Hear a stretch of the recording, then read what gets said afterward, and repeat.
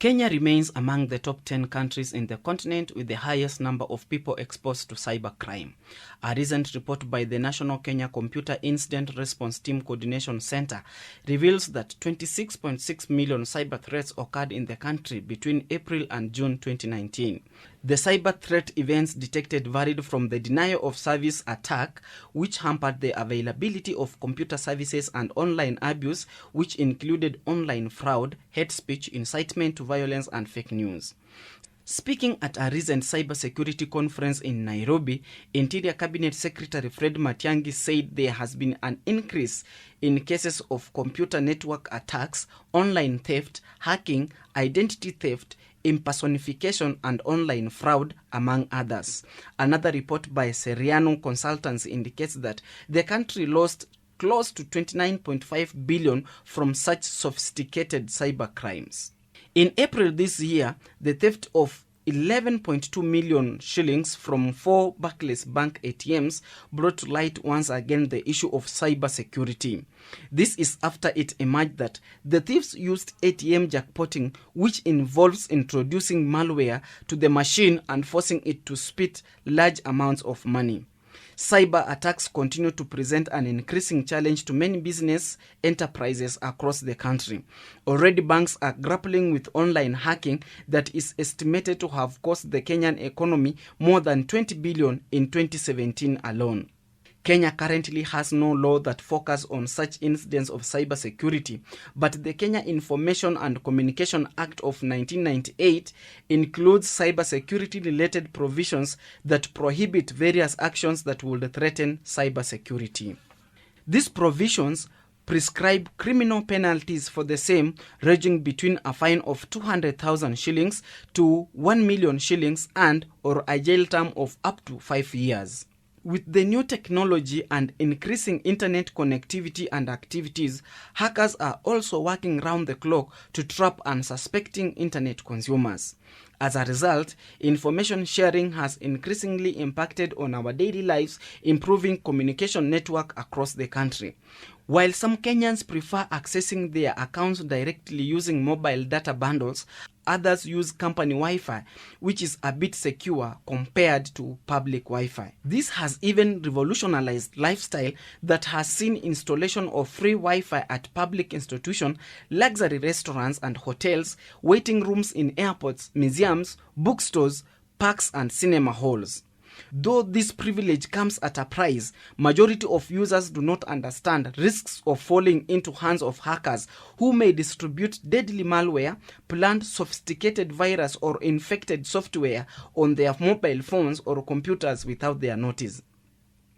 Cybersecurity Collective Africa Hacon founder Dr. Bright Gameli says it takes about 100 days before one gets to know they have been hacked. The IT guru says hacking methodologies are also changing, with hackers devising new ways to compromise their targets. Looking at the cyber threats that are coming around these days, it's very difficult for you to predict what's going to come in the next few minutes, few hours, or in the next few days. It takes an average of almost 100 days before somebody even gets to know that they've been hacked. Now, the hacking methodologies are changing. The way people are being compromised these days is not the traditional way that used to happen.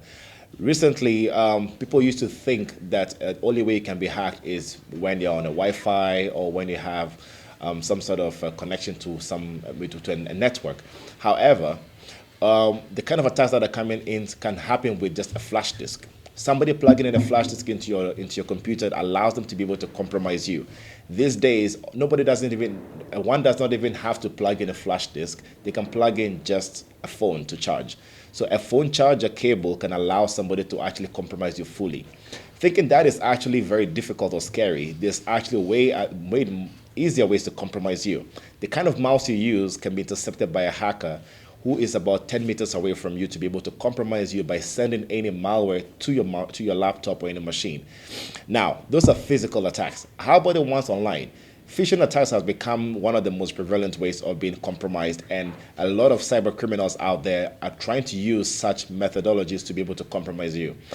Such as somebody sending a malicious link. Once you click on the link, they can even tell how much battery level you have on the laptop. They can tell how many websites you've gone to today. They can tell what websites that you've been visiting and your online activity. Worst case is the fact that they can actually force you to go to any link that they want you to go to. They can force you to see fake pop-ups and download anything that you're not supposed to. Now, those kind of attacks are not the things that we experience every day, but the thing is they're becoming way more noticeable in the corporate industry. Gameli says companies with high number of employees are even at bigger risk, as the attacker will only target one person in the company to get access to data of all other employees. You are the link to your company, and a hacker only needs to compromise one person in an organization to be able to compromise everybody. When they compromise one person, we do what we call a lateral movement or pivoting. You hack one person, you use that person's credentials and details to log into all other machines because they all communicate to each other. That is why security starts from you as a person. You need to be able to secure yourself to be able to secure your organization, be it in the organization or even out of the organization when you're using public services. That is why your base protection, again, apart from email, is your personal computer and your personal lifestyle.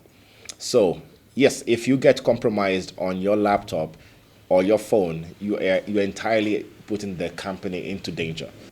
Some people tell me they can't buy solutions that are there to be able to protect themselves. I had this conversation with a friend recently about ESET, and it says, why should I buy ESET for my laptop? And then after some time, I have to go buy for another laptop that I have, and it's a company laptop. Malwares have been changing. Now, we are used to viruses coming to you as executable files. These days, they come in various formats. The formats I'm talking about, it being attached to another program that is legitimate. We call that a fileless malware. And another methodology that hackers are using these days is attach it to very basic programs that we have, such as Microsoft Word, Excel, PowerPoint presentations as well. You downloading that to your laptop and you don't have the right protection means you're going to get compromised very easily. And when I'm talking about being compromised, I'm talking about a hacker having access to your mic, can activate your camera in the background, can shut your laptop down, can edit files and even impersonate you and actually plant content that you never actually put there. So in a criminal case that we talk about, for example, somebody can put a document that you did it and you never actually accessed it. And doing forensic about that, it will be very difficult for you to be able to actually find out what exactly happened. Gameli says, though the proposed cybersecurity and protection bill might be palatable in some areas, it might go a long way in ensuring at least the basics are put into consideration. But the fact that it is there assists us to be able to get some sort of control. Here's the case: every company is reporting being compromised. Every company is banks, financial institutions are reporting millions. Some don't even report the amount of millions they lose every single month. However, if they actually get to do forensics or do investigations and arrest the people who they believe have committed the crime, taking them to court, that's the only thing that can actually help them to be able to prosecute them. With increasing internet penetration and online activities, it is just a matter of seconds before any hacker can access your data. Allowing someone to charge their phone on your laptop or sending that WhatsApp message on a public Wi-Fi is even putting you at more risk. Reporting for The Star, I'm Patrick Vidija.